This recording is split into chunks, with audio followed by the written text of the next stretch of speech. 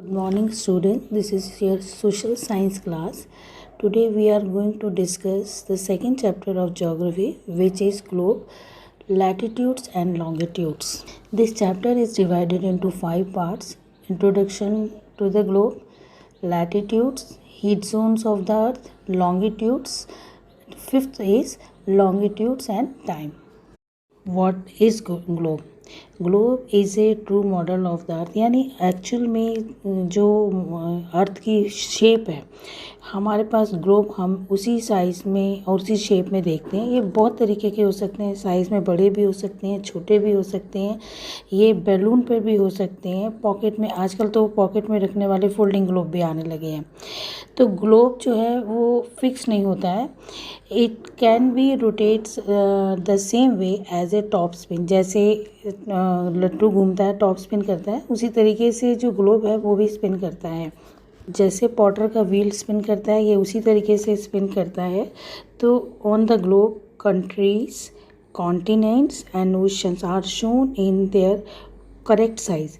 सिर्फ एक ग्लोब ऐसा है जिसमें हम करेक्ट शेप और साइज़ को बता सकते हैं कि पृथ्वी पर कोई कॉन्टिनेंट या ओशन किस शेप में, किस साइज़ में और कहाँ कहाँ पर स्थित है।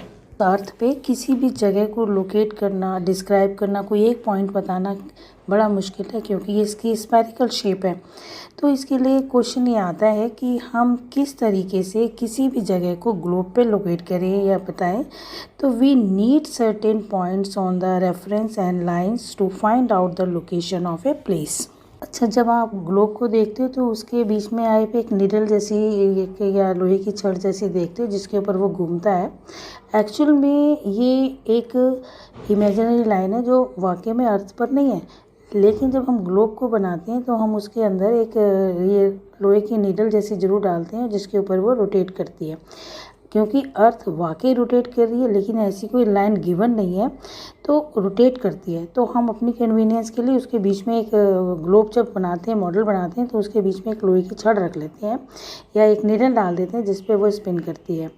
तो ये जो स्पिन करती है, जिस लाइन पे स्पिन करती है, उसे हम एक्सिस बोलते हैं। अर्थ के 2 पार्ट्स हैं जहाँ से ये जो एक्सिस है वो निकलती है, नॉर्थ पोल पे और साउथ पोल पे। इसी एक्सिस की तरह ग्लोब पर एक और इमेजिनरी लाइन है जिसे हम इक्वेटर के नाम से जानते हैं, जो 0 डिग्री पर है, और ये अर्थ को इक्वल पार्ट्स में डिवाइड करती है।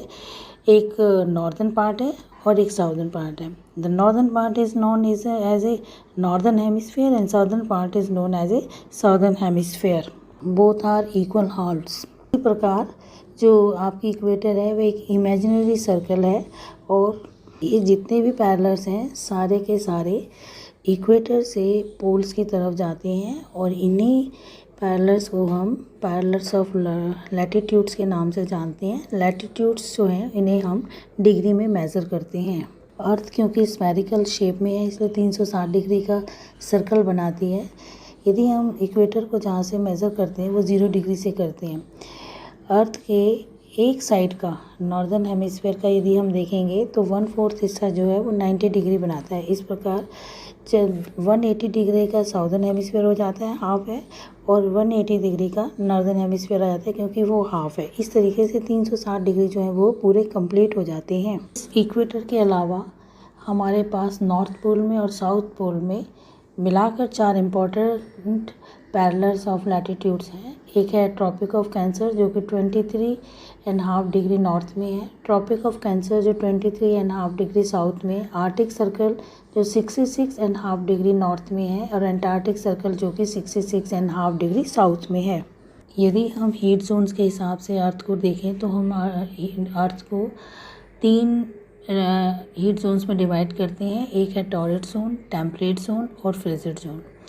टॉररिड जोन वो एरिया है जो Tropic of Cancer and Tropic of Capricorn के बीच में है, जो सबसे ज़्यादा मैक्सिमम इंसोलेशन को रिसीव करता है, यानी कि जहाँ पे सबसे ज़्यादा सनरेज आती हैं, और ये दुनिया के सबसे गर्म इलाकों में माना जाता है। ये 23.5 डिग्री इक्वेटर के नॉर्थ में है और 23.5 डिग्री इक्वेटर के साउथ में है। इसके बाद नेक्स्ट है टेम्परेट जोन आती है। जो टेम्परेट जोन एरिया वो एरिया है जो ट्रॉपिक ऑफ कैंसर से शुरू होके और 66.5 डिग्री आर्टिक सर्कल तक जाता है। इसी प्रकार नीचे एंटार्क्टिक सर्कल से शुरू होके और जो साउदर्न हेमिस्फीयर में एंटार्क्टिक सर्कल तक जाता है, ये सारा का सारा एरिया टेम्परेट जोन में आता है, क्योंकि ये टेम्परेट जोन का मतलब है जो ना ज़्यादा गर्म है ना ज़्यादा ठंडे हैं। तीसरी और आखिरी हीट जोन है फ्रिजिड जोन है, एरिया जो कि आर्टिक सर्कल से लेकर नॉर्थ पोल तक और नॉर्दर्न हेमिस्फीयर में, और एंटार्क्टिक सर्कल से लेके साउथ पोल तक इन साउदर्न हेमिस्फीयर में। ये बहुत ठंडी एरिया है जहाँ हमेशा बर्फ़ जमी रहती है, क्योंकि यहाँ पर जो सन की रेज़ हैं वहाँ रोशनी तो देती हैं लेकिन वो स्लांटिंग होती हैं, उनमें हीट कम होती है, जिसकी वजह से वहाँ सारे साल थ्रू आउट द ईयर वहाँ पे बर्फ़ जमी रहती है। जैसा कि आप पिक्चर में देख रहे हो, एक ग्लोब है और उसके ऊपर आप एक लंबी लंबी लाइनें देख रहे होंगे जो कि नॉर्थ पोल से साउथ पोल तक जाती हैं। जिस प्रकार से आप एक खरबूजा होता है ना आपके पास, ये उसी शेप में आपको दिखाई देंगे। इन्हें हम मेरिडियन ऑफ लॉन्गिट्यूड्स बोलते हैं। Lines running from north pole to south pole is called meridian of longitudes. ये लाइनें सेमी सर्कल में होती हैं और इन जो लाइनों के बीच में जो डिस्टेंस है इसे हमें डिग्रीज ऑफ लॉन्गिट्यूड्स के नाम से जानते हैं। The count of meridian begin from the meridian which pass through the British observatory, जिसे हम ग्रीनविच लाइन कहते हैं। ये ग्रीनविच लाइन भी एक इमेजिनरी लाइन है जहाँ से हम पूरे अर्थ को लॉन्ग वे में ईस्ट और वेस्ट में डिवाइड करते हैं, और यहाँ से जो आधा पार्ट है 180 डिग्री है वो ईस्ट में आते हैं और 180 जो है वेस्ट में आता है। ये लॉन्गिट्यूड्स हमें टाइम को मेज़र करने में सबसे ज़्यादा हेल्प करती हैं। किसी भी जगह का लोकल टाइम जो है वो सनरेज से पता चलता है। यदि जब सनरेज आपके ऊपर सीधी पड़ती हैं और आपकी जब बिल्कुल शेडो नहीं पड़ती है तो उसे नून टाइम के नाम से जाना जाता है। सनरेज सुबह और शाम लंबी होती हैं और जबकि नून के समय में छोटी हो जाती हैं, क्योंकि उस समय जो सन है वो ओवरहेड होता है। मेरिडियन के पास जिस समय ये सन पूरी हाइट पे होता है, जहाँ सबसे छोटी जिस समय शेडो पड़ रही होती है, तो ग्रीनविच लाइन के पास, तो उस समय में किसी भी जगह पे लॉन्गिट्यूड पे यदि जहाँ पे भी ये सन बिल्कुल ओवरहेड होगा, जहाँ शेडो पड़ेगी, वहाँ पे नून समय डिसाइड होता है। और उसके आसपास भी उसे हम दिन के 12 बजे का टाइम बोलते हैं, क्योंकि वो एग्जैक्ट नून का टाइम होता है। और ये इस प्रकार जो अर्थ है वो रोटेट करती है। The earth rotate 360 degree in about 24 hours. 24 घंटों में वो एक रोटेशन पूरा करती है। इसका मतलब है 1 घंटे में वो 15 डिग्री और 1 मिनट में 4 डिग्री। इस तरीके से ही हमारे पूरे 24 घंटे होते हैं और इन 24 घंटों को हमने डिग्रीज में डिवाइड किया हुआ है। हिंदुस्तान जैसा देश जो इतना बड़ा देश है, जिसमें यदि अरुणाचल प्रदेश से आप गुजरात तक देखोगे तो बहुत सारे लॉन्गिट्यूड्स आते हैं। तो हम यदि अपना इतना लॉन्गिट्यूड्स को देखेंगे तो हमारे जैसे देश में तो कम से कम अरुणाचल प्रदेश में 2 घंटे पहले दिन हो जाएगा और गुजरात में 2 घंटे बाद दिन होगा। तो किसी भी एक देश में इतने सारे टाइम को मैनेज करना बड़ा मुश्किल हो जाएगा। ट्रेन्स का टाइम टेबल चेंज होगा, क्योंकि एक स्टेट से दूसरे स्टेट तक जाती हैं।